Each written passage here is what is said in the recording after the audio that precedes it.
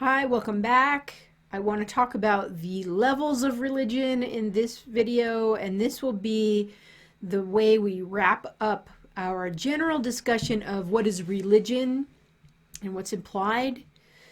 This is important for our understanding of Christianity because we're going to find out that if we can grasp different levels of religion, it will help us to see why there's so much variation in expressions of Christianity. So let's start with, and this is true of all religions, but we're specifically talking about Christianity today. The levels of religion include the popular level, the historical level, and the philosophical level. Let's talk about the popular level first, because this is where probably 96% of religious people live. Okay, this is popular religion, is religion of most people. If it's on TV, it's popular religion. Okay, popular religion has a concern for practical and psychological needs and is generally unaware of the historical creeds. So ask yourself this. If you are a Christian or you know Christian people, do they know the historical creeds? Are they familiar with the creeds? Are they familiar with the history of Christianity? If not, then they're probably at the popular level. And the popular level is concerned with practical needs, like getting stuff done, the necessities for life. This would be the fourth petition in the Lord's Prayer. Give us this day our daily bread.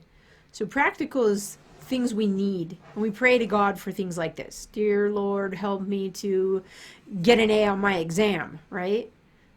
So practical things are low level in terms of the big scheme of life, but we elevate them to primary in popular religion.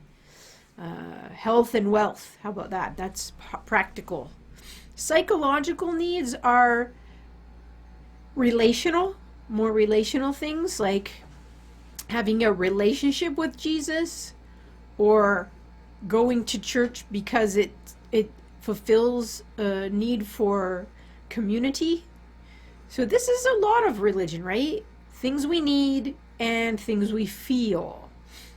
And we're not particularly aware of the beliefs, the doctrine. That's popular religion. And this happens in all religions, but popular religion is 96% of Christianity. And it's probably also what makes a lot of people turn away popular religion. It's not particularly thoughtful. It's not focused on the intellectual life. Okay, historical religion is what the best minds have agreed upon after much discussion. This understanding is summed up in the great creeds of the faith. So notice the difference. It's about the minds have agreed upon. There's a lot of thinking that goes on in this level. There's a lot of discussion that goes on at this level. Hundreds of years of discussion sometimes, hammering out doctrine. And the understanding that these best minds in the tradition come up with are written down, codified, and become the great creeds of the faith, where creed means I believe. So historical religion has to do with beliefs, doctrine, understanding, which includes the intellectual life, thinking. We're not really encouraged in our day and age to engage in this level, probably because of fideism. Do you remember fideism? Faith, blind belief. Because I'll tell you what happens in our moment of history. The historical understanding of Christianity reached a certain level in the 1640s, 1648, I'd say, with the Westminster Confession of Faith. That was the last great confession. And since then, there have been many challenges to Christianity, one of which says we can't really know. Skepticism is a challenge. And the response so far has been fideism. Okay, we'll just believe. And when we just believe, we don't have any deeper doctrine to go upon to address other challenges of the faith. So there have been many challenges since the Westminster Confession of Faith, particularly the secular world, science, the scientific method applied to religion, postmodernism. These are things that are going to require thought to understand and to respond to. But if we've thrown out the tools for thinking, then we're stuck in this popular level. Just believe. Okay, there's a lot more that can be said about the popular and the historical level, but my bringing up challenges takes us to the philosophical level of religion. The philosophical level addresses questions that have not yet been discussed historically. Those challenges I just mentioned. Can we know that God exists? What about the relationship between faith and reason? What about science and religion? What's the relationship between those? What about secularism and materialism and the challenge of secularism? What about postmodernism and all the ethical questions that come out of postmodernism, like gender fluidity and feminism and questions about institutional racism? All of the hot button questions right now are challenges, and the philosophical level needs to address them. So those have not been addressed historically, and the philosophical level addresses questions that remain from the internal and external challenges. So there are internal challenges, mostly the divisions within Christianity.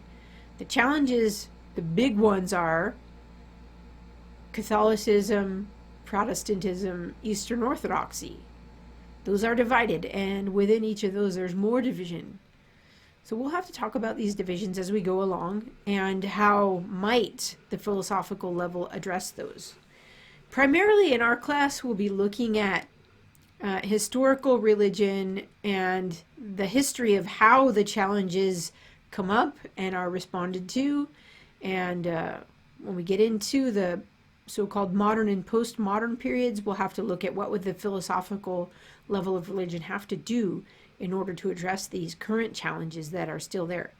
I'm going to suggest, though, that if Christianity wants to be successful as a religion that provides meaning, it's going to have to do more work in the area of the intellectual life. They're going to have to think harder to address these really big challenges, because if it's seen as a view that is meaningless, then people won't want to be that religion. So there's work to be done to meet the challenges, the internal and external challenges. Now, if you want to look ahead to number 5, this is a little summary of the history of the conflict between natural explanations, materialism, and supernatural or personal explanations, and particularly ending with theism. So I will let you read through that, but that's going to be part of the history I tell in this class, so just read it as a preview. And I'll let you read through the rest of this handout. We will talk about some of this as we go through, particularly when we get to the modern period.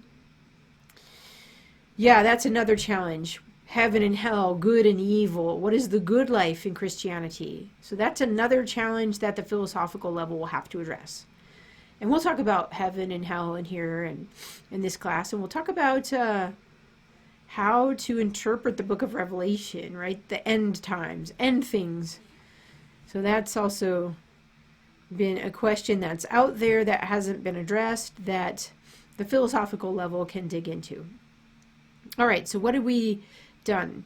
In this handout, which has been several videos, we've talked about the definition of religion, the 5 implications of the definition. You should know that as a core question. We've talked about the definition of basic belief and the 2 basic beliefs, all is eternal or only some is eternal, and I asked you to know those for quiz questions. We've talked about the definition of God. I particularly want you to know the definition of God in theism for the quiz.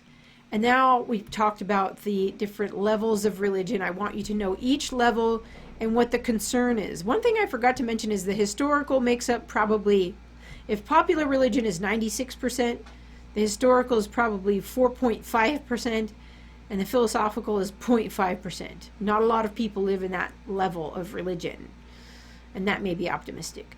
So I want you to know the levels of religion, the number of commitments of people, 96%, 4.5%, 0.5%, and what each level is concerned with. Okay? Put it on a note card, commit it to your long-term memory, hold on to it forever. You never know when you might have to teach this class one day, right? There was a time when I was a student and I had to learn it, and you can see it's in my long-term memory. Okay, so next time we will start looking at Christianity as a worldview. What are the pieces of belief that make up this system of truth? All right, take care.